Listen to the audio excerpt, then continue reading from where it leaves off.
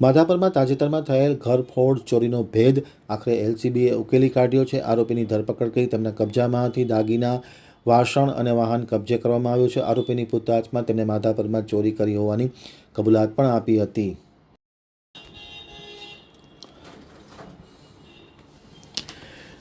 હવે જોઈએ માધાપર આમતક ન્યૂઝ બ્યુરોનો એક વિસ્તૃત અહેવાલ। માધાપર પોલીસ સ્ટેશન વિસ્તારમાં થયેલ ઘરફોડ ચોરીનો ભેદ ઉકેલાઈ ગયો છે। આરોપીને પકડી પાડી તેમના કબજામાંથી મુદ્દામાલ અને ઘર વપરાશના વાસણો કબજે કરવામાં આવ્યા છે અને વાહન પણ કબજે કરવામાં આવ્યું છે। સમગ્ર ઘટનાની મળતી વિગત અનુસાર એલસીબીના ASI Nilesh Bhatt, Aniruddhsinh Rathod, head constable Dharmendra Raval, Shaktisinh Gadhvi, Rajendrasinh Rathod, Divyarajsinh Jadeja, Jivraj Gadhvi સહિતના લોકો તપાસમાં હતા। ત્યારે નિલેશ ભટ્ટનાઓને ખાનગી રાહે બાતમી મળેલ કે અલ્પેશ વિનોદ વાઘેલા, દેવી પૂજક, રહેવાસી બાપાદિયાળુનગર, રેલવે સ્ટેશન પાસે ભુજવાડો, હાલે રેલવે સ્ટેશનથી માધાપર પોતાના કબજાના ભોગવટવાળો વાહન લઈ અને કોથળામાં વાસણ ભરીને જઈ રહ્યો છે, જે ચોરી ન હોય તેવી શંકાના આધારે તેમને અટકાવી પૂછપરછ કરતાં તેમણે ચોરી કરી હોવાની કબૂલાત કરી હતી। કબૂલાત બાદ અલ્પેશ વિનોદ વાઘેલા, દેવી પૂજક વાળાની ધરપકડ કરી તેમના કબજામાંથી ₹32,000ના દાગીના, ઘર વપરાશના નાના મોટા વાસણો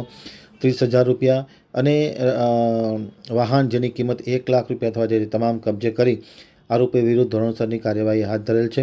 સમગ્ર કામગીરી એલસીબીના પોલીસ ઇન્સ્પેક્ટર જેઠી અને પીએસઆઈ જાદવના માર્ગદર્શન હેઠળ ટીમ દ્વારા કરવામાં આવી હતી। આમ માધાપરની ઘરફોડ ચોરીનો ભેદ ઉકેલવામાં આવ્યો છે।